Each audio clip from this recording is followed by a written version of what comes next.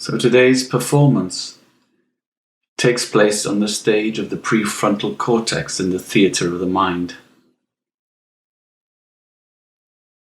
To enter the theatre, you need only close your eyes.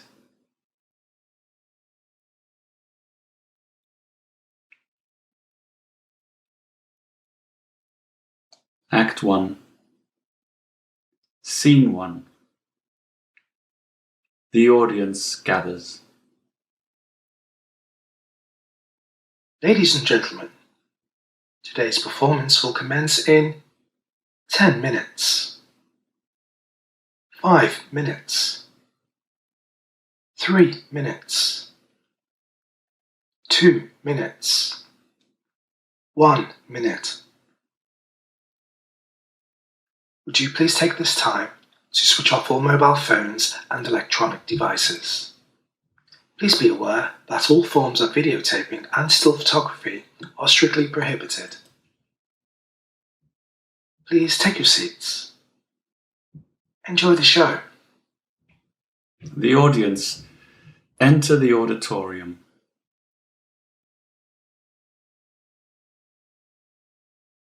You amble down the aisle.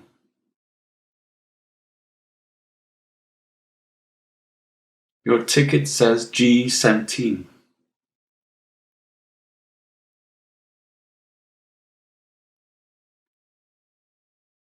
You find your row and shimmy along to your seat.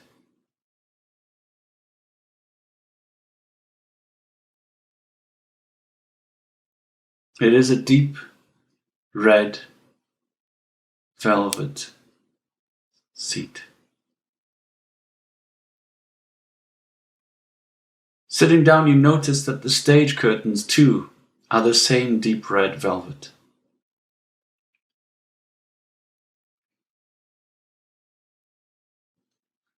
You take your seat, the performance notes laying on your lap.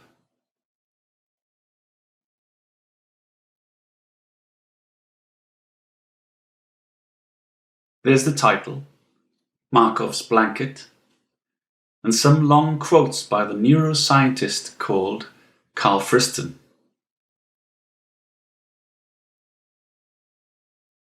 You begin to read. So the story starts just by acknowledging that if you want to talk about something, there has to be a separation between the thing you're talking about and everything else. And in fact, if there were no boundaries, there would be nothing, because there would be no distinction between a thing and not that thing. So statistically speaking, that distinction or that boundary is called a Markov blanket. So, this play is not some depressing saga about inmates fighting for warmth in a Russian gulag. So what is it about? If I dropped or placed a drop of ink in a cup of water, then almost immediately it would start to disperse as random fluctuations dispersed all the molecules around. And I would not call that drop of ink a living drop of ink, because it has dispersed. If, however, I placed a drop of ink in some water, and then, to your amazement, you saw it gather itself up, then relax a bit, and gather itself up again, like it was breathing, as if time was reversed, you would say, there's something very peculiar about that drop of ink. It's almost as if it was living, and you become quickly convinced it was alive. And the only reason you endow it with the property of self-organized life, biotic self-organization, is that it's not dispersing. And the only reason it's not dispersing is that all of its internal states and its Markov blanket that separates it from the rest of the water are moving towards the center of the drop. So the flow of the molecules of the system is exactly countering the dispersive forces that are trying to disperse it throughout the water. Now, that flow, operationally or mathematically, can provably be shown to be simply moving uphill on the probability distribution of where the ink molecules should be. The audience are gathering. There is chattering, the rustling of paper. People are settling themselves into their deep red velvet seats.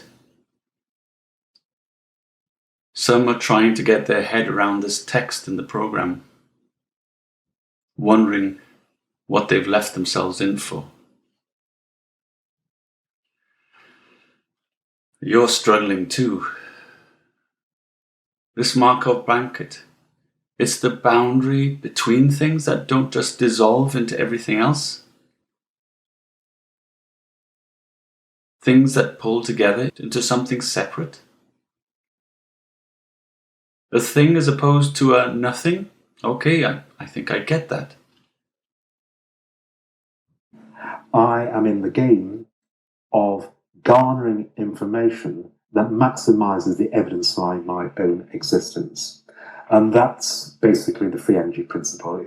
It's a corollary or a consequence of any system that doesn't dissipate. It looks as if it has to behave as if it is maximizing, actively soliciting information from the environment and modeling that information as a model of the environment to maximize the evidence for its own existence.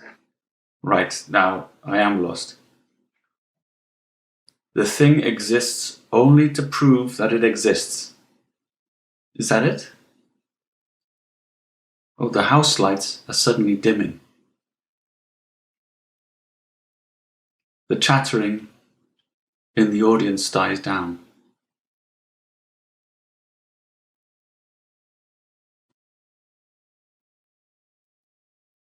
Suddenly, there is an awareness of a body sitting here, gathering itself.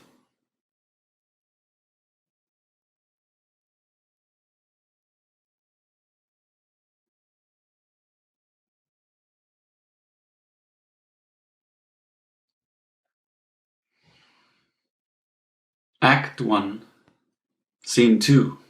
The audience members gather. This improbable gathering takes several forms. First, there is this performance of a body.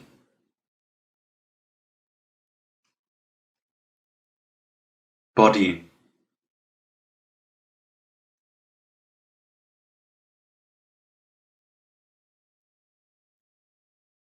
Energy.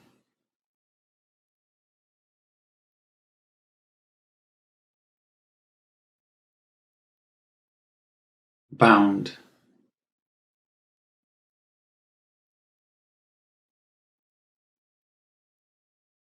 And moving within.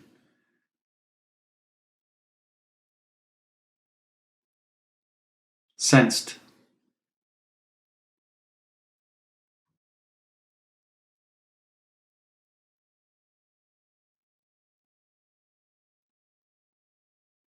It's a text, or more like a fleshy braille being read, listened to with tender fingers.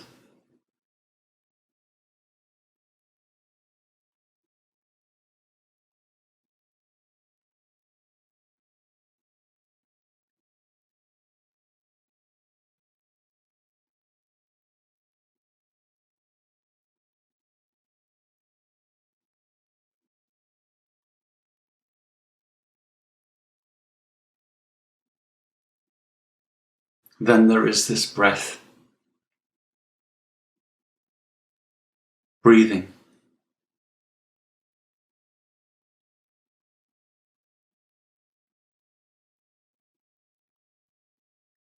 Like the ink drop. Gathering and dispersing. Gathering and dispersing.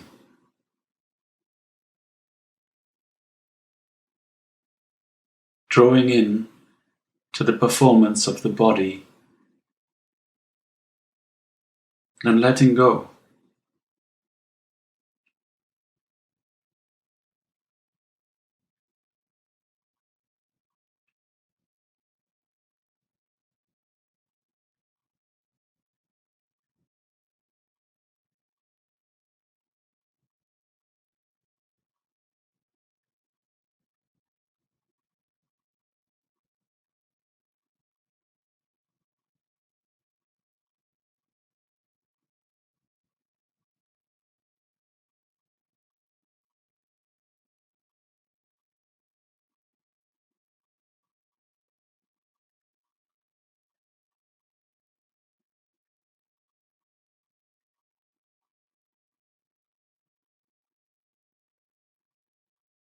Behind that thrum, a soft beat, too delicate to grasp. Come back to the breath, settling here.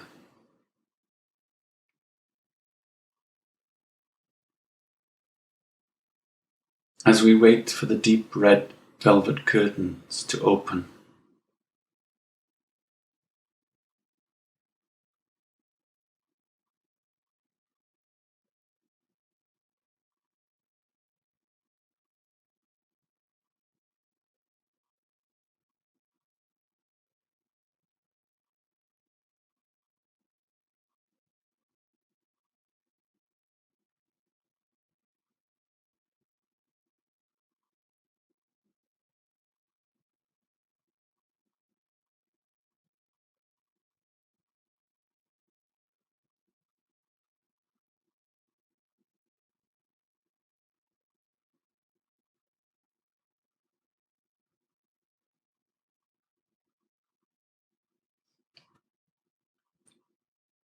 We seem to wait for a long time. How do I gather the thought occurs? I'm here, I sleep, and I am not. I wake up and then I'm here again. That moment when I wake up, there's this narrative that gathers around a center.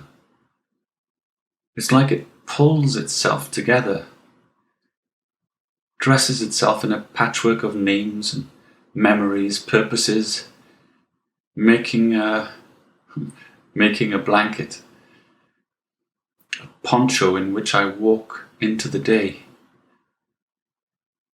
It's so heavy, like a husk, a heavy husk of expectation. I feel its weight. It bears down on this unbearable lightness of being.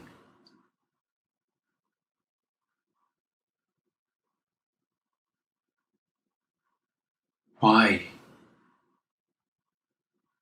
Why is it so unbearable, this being awake, that I would prefer to hide under this raggedy patchwork of stories, to clutch tightly to what I know or think I know about the world?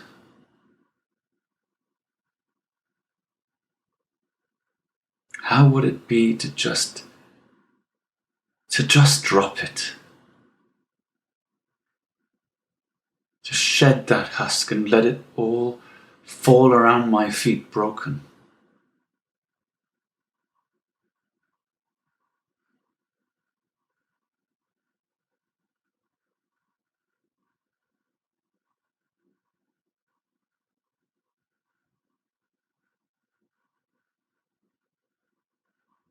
The deep red velvet curtains slowly part. Act 2, Scene 1. The play. The stage is dimly lit and empty.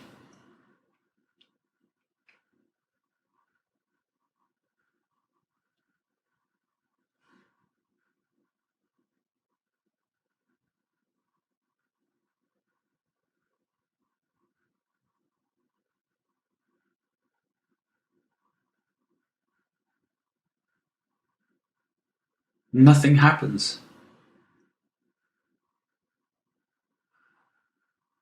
But there is something there. An electricity, the buzz of expectant gazes. Anything could happen. We've sat before in such a seat and travelled in time and space from Elsinore to Brooklyn, from a battlefield to a bedsit. We've cared for so many people. Not real people, characters. Yet at the same time they've felt so real. They suffered in the story.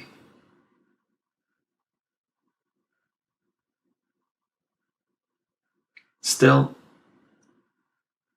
nothing happens.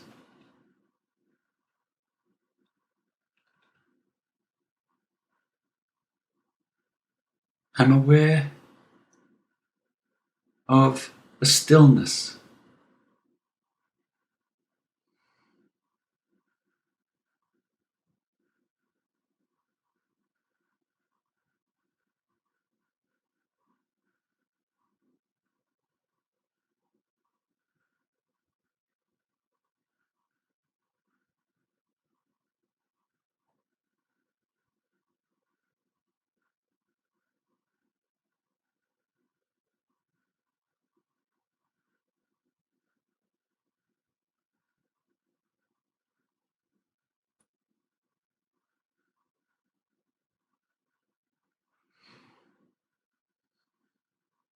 I'm aware of silence.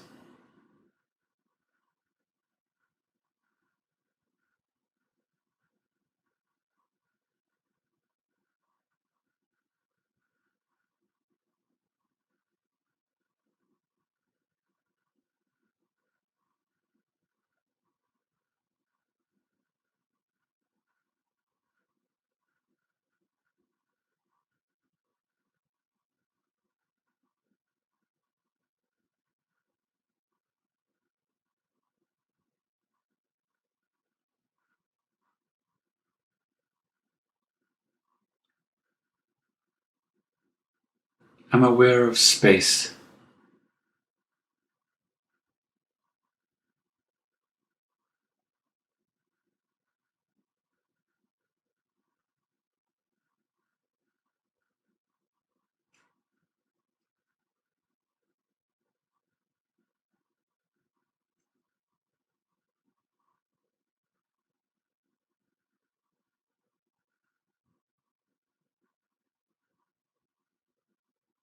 On the stage, stillness, silence, and space are happening.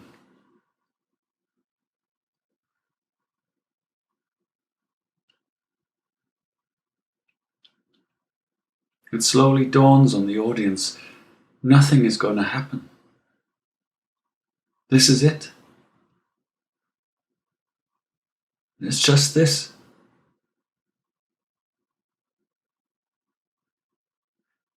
The disappointment is palpable.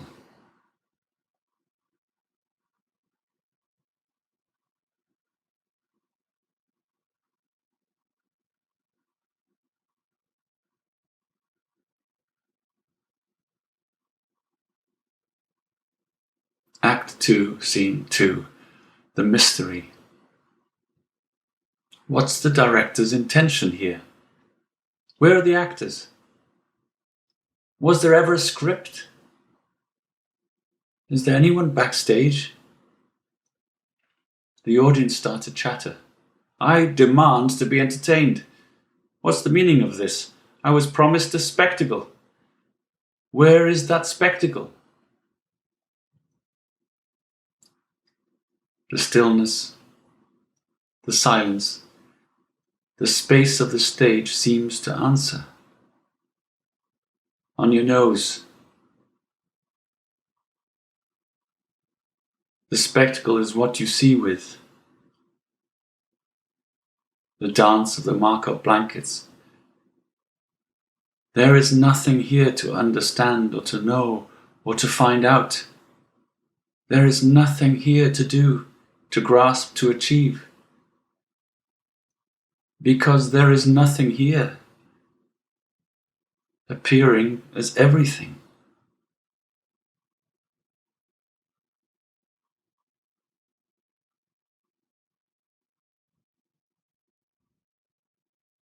Those of a more serious, morally upright disposition seem the most upset. They skulk out of the auditorium like Aristotle's tragic character wanting to pluck out thine eyes. The frivolous, the liberal, the morally questionable laugh, somewhat cynically, and move towards the exit, dragging themselves into the light and the hard work of pretending that nothing matters. It's all a joke anyway.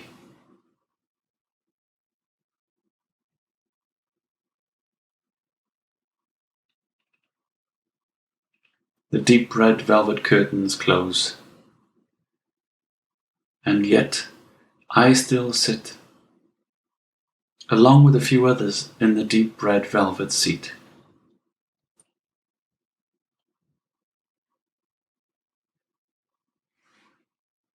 Act 3, Scene 1. Tragedy.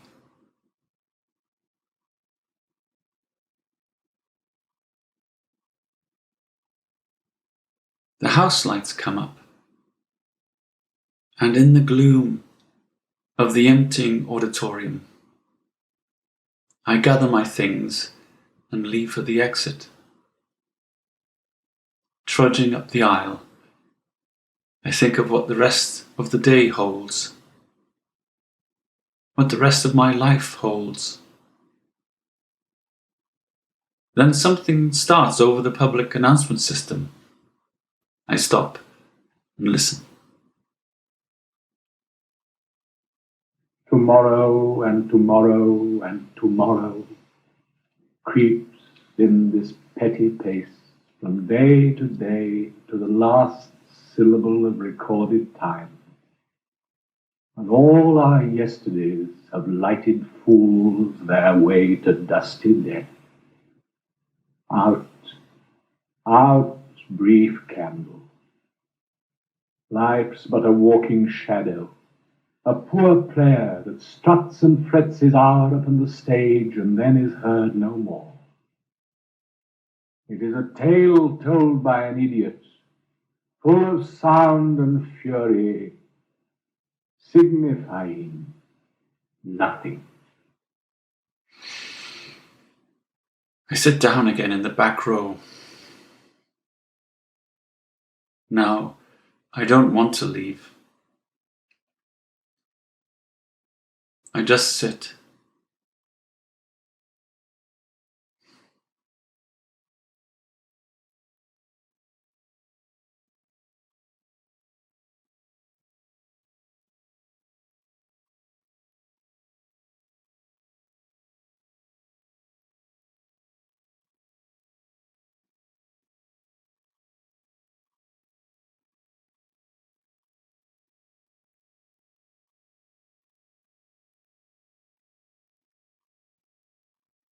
Finally, even the ushers leave, and I am totally alone. The house lights go off. I sit in the darkness, forgotten.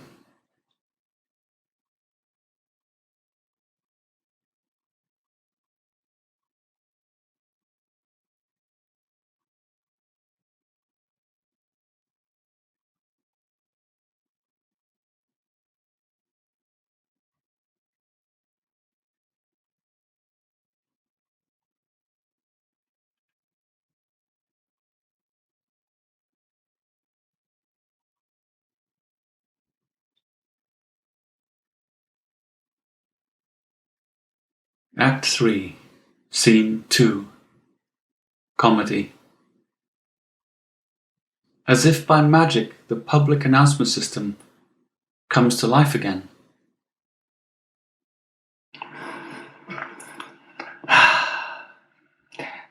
I kind of realised that that everything about me is a fraud and a fake, and it doesn't exist.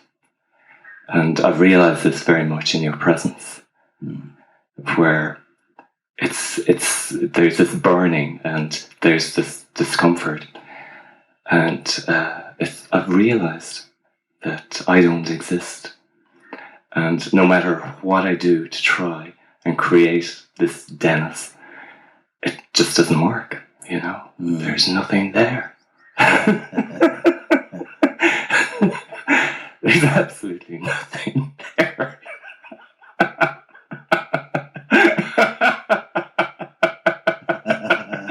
Well, you've gotten rid of Dennis the Menace.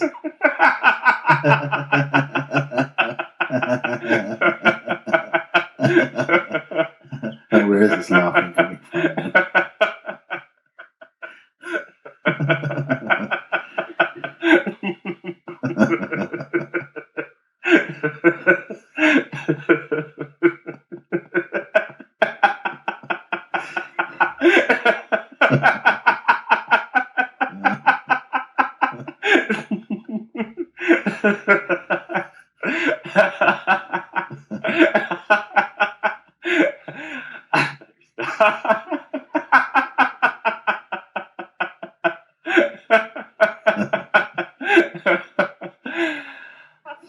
You don't tell your boss.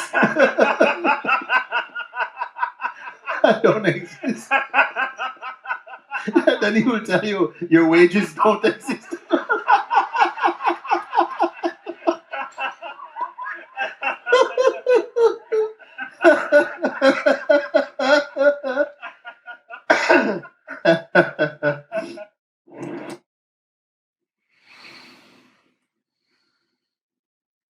The end.